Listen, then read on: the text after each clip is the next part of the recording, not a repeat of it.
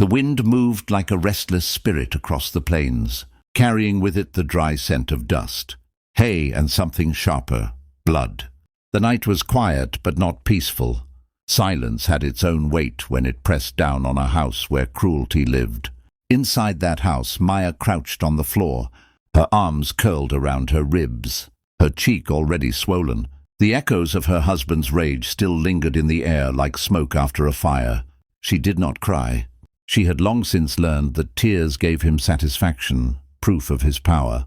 Instead, she bit her lip, tasting iron, and listened to his footsteps storming away. When the door slammed, rattling the loose hinges, she allowed herself the smallest of breaths.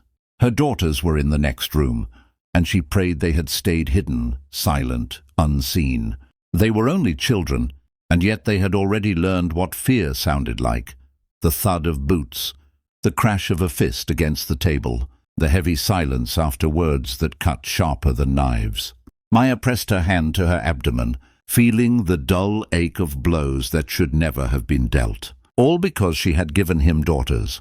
3 girls, each a miracle to her, each a disappointment to him. His family had wanted a son, someone to carry the name, someone to prove his worth as a man. Instead, he looked at Maya as though she had betrayed him with each birth. When the pain subsided enough for her to move, Maya staggered to her feet. She pulled her shawl around her shoulders, more for comfort than warmth, and slipped out the back door. The moonlight painted everything in silver, the fields stretching endlessly, the fences casting long skeletal shadows.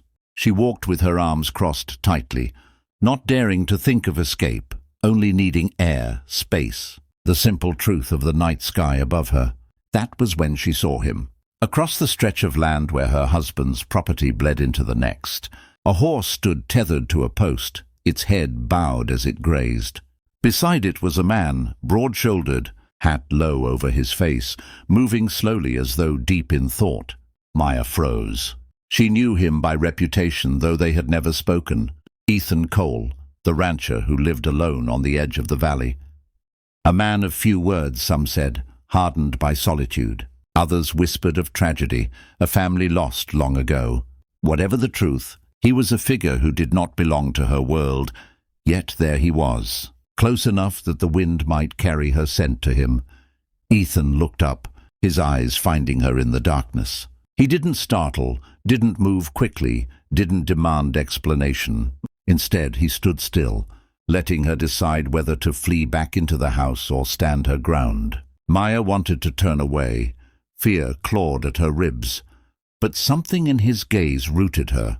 It wasn't pity, it wasn't judgment, it was something rarer, recognition. For a moment, neither spoke. The night held its breath around them. Finally, Ethan shifted his hat back and said, in a voice low and steady, "You're hurt." The words almost undid her. Not because they were dramatic, but because they were true. No one had ever said them aloud. Her bruises had always been something to hide, something to excuse with lies. But here was a stranger stating it plainly, as though the truth belonged in the open air. Maya swallowed hard, shaking her head, though her body betrayed her.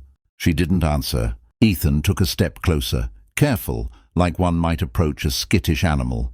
He kept his hands visible, his tone calm. "You shouldn't go back in there." She flinched at that, clutching her shawl tighter. The idea was impossible. A woman didn't just leave. A wife didn't just walk away. Her husband would come after her. The town would whisper. The world would collapse. Yet a small ember of defiance flickered in her chest at Ethan's words. He studied her for a long moment. Then he said the sentence that would follow her for the rest of her life. "You're coming with me." At first, she thought she had misheard him. The certainty in his tone startled her more than any shout could have. She shook her head violently. "I can't. You don't understand. He'll—" Ethan cut her off, not unkindly but firmly. "I do understand. More than you think. And I'm telling you, you're not staying here." Her pulse hammered in her ears. She took a step back, torn between terror and an unfamiliar thread of hope. His presence felt like a hand reaching into the darkness where she had lived too long. Yet every instinct warned her that following him meant stepping into the unknown. Behind her, the house loomed like a prison. She imagined her daughters, their small faces pressed to the crack in the door, waiting for her. They deserved better. They deserved more than silence and fear. "Why?" she whispered, her voice raw. "Why would you do this for me?" Ethan's gaze didn't waver. "Because no one else will." The simplicity of his answer struck her harder than any blow ever had. The ranch was quiet, the kind of quiet that carried peace instead of dread. For the first time in years, Maya woke not to the slam of a door or the sharp bark of orders, but to the chirping of meadowlarks outside the window. She lay still for a moment, hardly daring to move, afraid that if she opened her eyes, she would find it all a dream. Then she felt the weight of a blanket, not the coarse, unwashed one from her old house, but a clean quilt smelling faintly of sun and hay. The floor didn't creak under her husband's boots. There was no shouting, no scurrying to hide her children before anger found them. Instead, there was only the sound of the wind, brushing against the wooden walls of Ethan Cole's ranch house.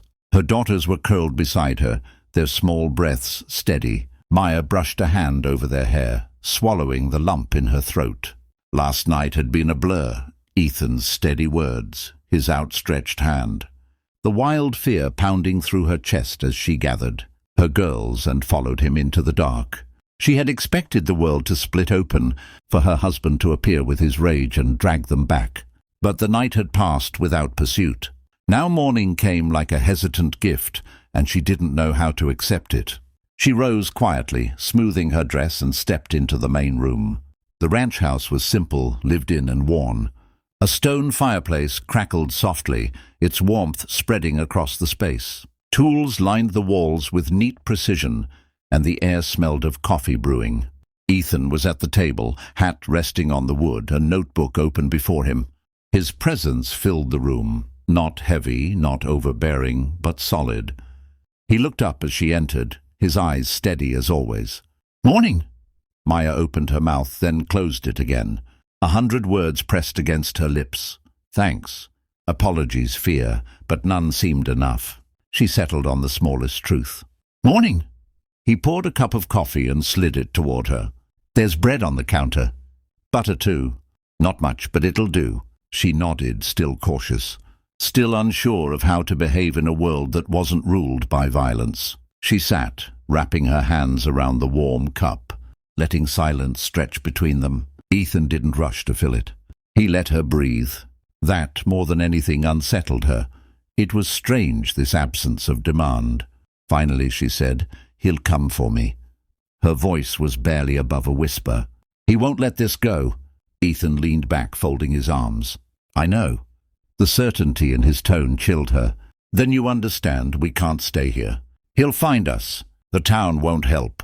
They'll say it's his right." His jaw tightened, but his voice remained calm. "Let him come." She stared at him. "You don't know what he's capable of." "I know men like him," Ethan said. His eyes darkened, carrying a shadow she didn't understand yet. "And I've lived too long watching the world look away. He won't lay a hand on you or those girls again." Maya's heart pounded, torn between fear and the strange safety he offered. She had fled one cage, but could she truly believe in freedom here? Could one man's strength stand against the fury she knew was coming? That day she tried to busy herself. She cleaned, tended to her daughters, helped prepare simple meals. But her body was wound tight, every creak of the windmill outside, every neigh from the corral making her flinch. She kept glancing toward the road, half expecting to see a figure riding fast, dust rising behind hooves. Ethan worked the cattle, his movements deliberate, unhurried. When he returned at dusk, he found her by the window, clutching her shawl as though it could shield her from what was to come. "He'll come tonight," she whispered. Ethan set his hat on the peg by the door. "Maybe. And if he does?" He met her gaze, unflinching. "Then we face him." Something in the way he said it, not reckless, not prideful, just certain, planted a seed inside her. Not of hope yet, but of courage. That night, the girls slept soundly, exhausted from the unfamiliar peace. Maya, however, lay awake, every nerve stretched thin. She remembered the bruises that had bloomed across her body like dark flowers, the way her husband's hand had closed around her wrist like iron. She remembered the whispers of neighbors who looked away, the sermons that told her to obey, the silence that smothered her. And then she remembered Ethan's voice, steady as stone. "You're coming with me." Outside, a coyote howled. The sound carried across the valley, lonely and defiant. Maya pulled her daughters closer, her eyes on the door. She didn't know when the storm would break, but she felt it gathering.